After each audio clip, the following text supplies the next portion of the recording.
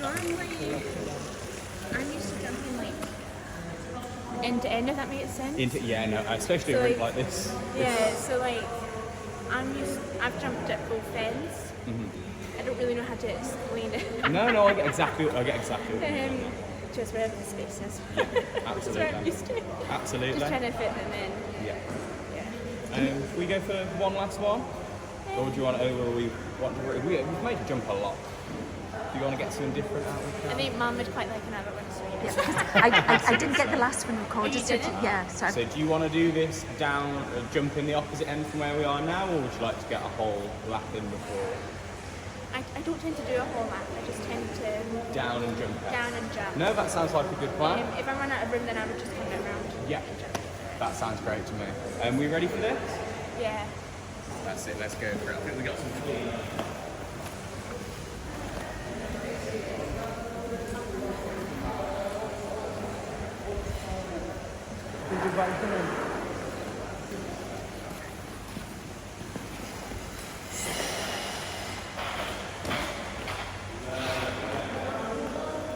Very nice to get that one out on video. Yeah. Very nice. That was good. Yeah. Sorry about breaking the.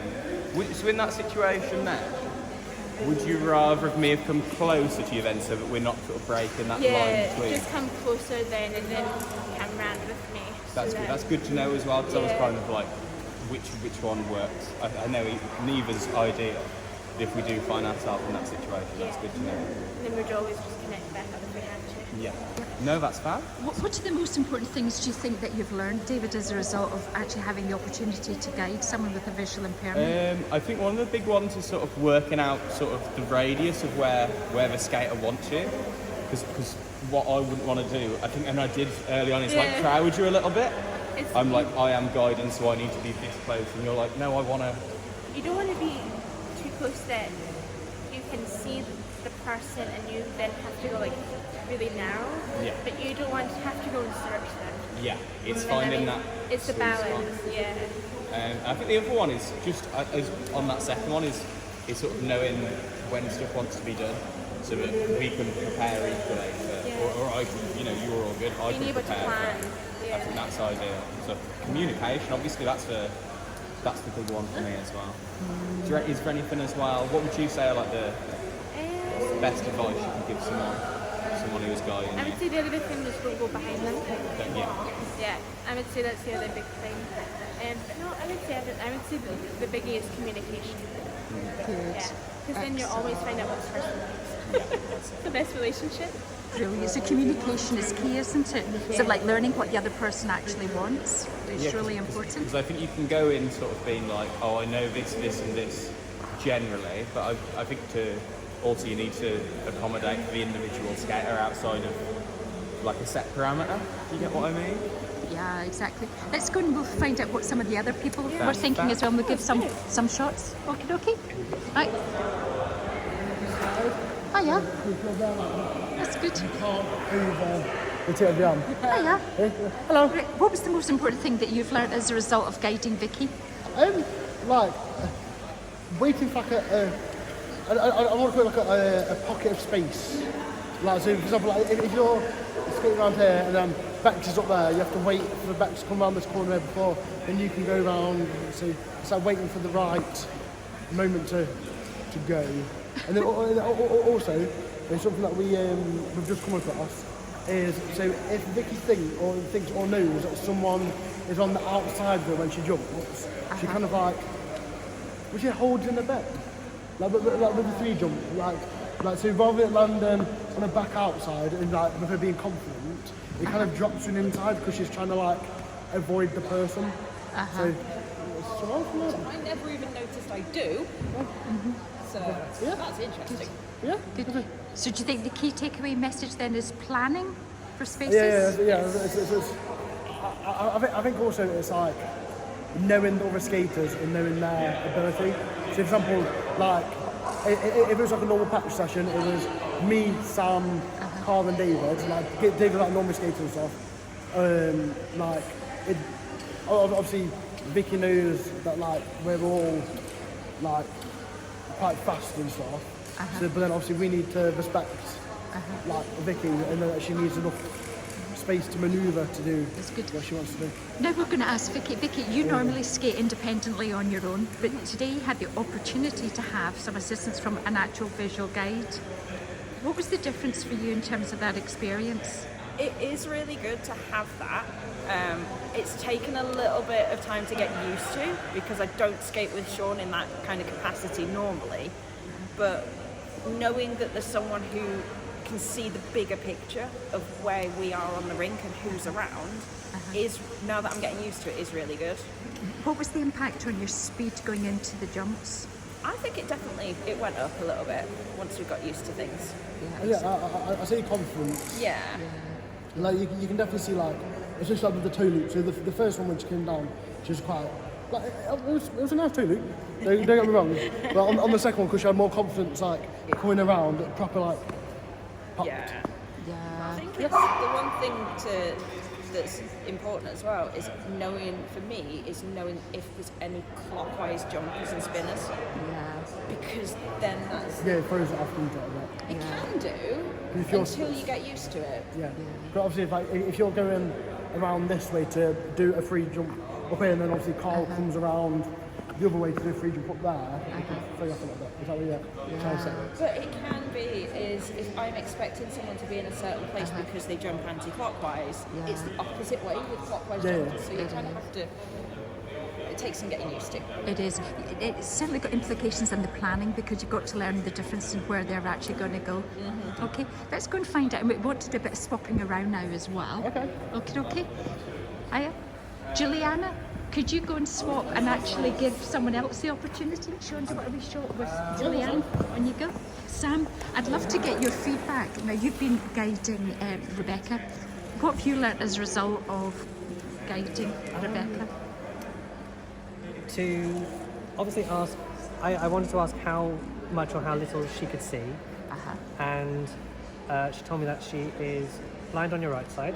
Is that correct? So I changed what I was doing and I skated on her left side so she could obviously see me, because for the first 2 laps I was going around on her right side, and I thought that was fine, but then I thought I haven't asked how little or how much she can see, so I wanted to accommodate that.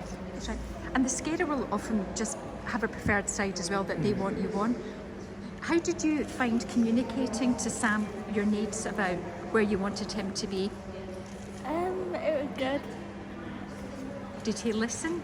Yeah, it did. Exactly.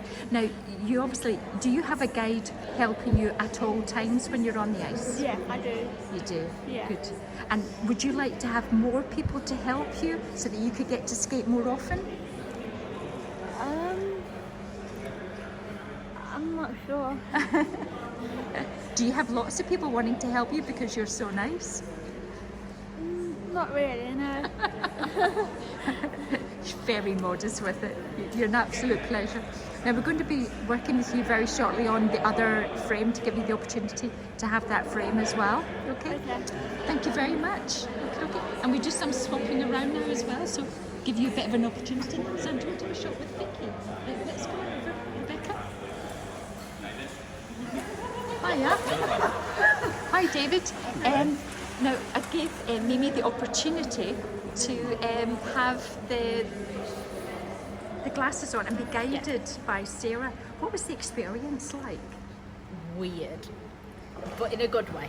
It was nice to, pun not intended, to see what the visually impaired skaters do go through, because you've got to watch the ice you're skating on in front of you because of people in front of you. But if you can't see anything at the side, you've got to really try and make sure the guide's inside and you can hear them, that like they're within hearing range to say, oh, hazard, and let you know where the turning is, because there's no depth perception.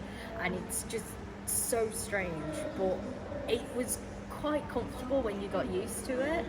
It was a lot easier to move around and there might be a settle bit in, of but bias there because I had a blind cousin, so I've been used to being 100% blind virtually from being very small. so you have experience of guiding, but it was Yeah. it was quite strange being guided because I know this rink normally, but with those glasses on, it was like a whole new rink. Didn't know it, and it was nice to have a guide, but it was weird. It was just, but it was good.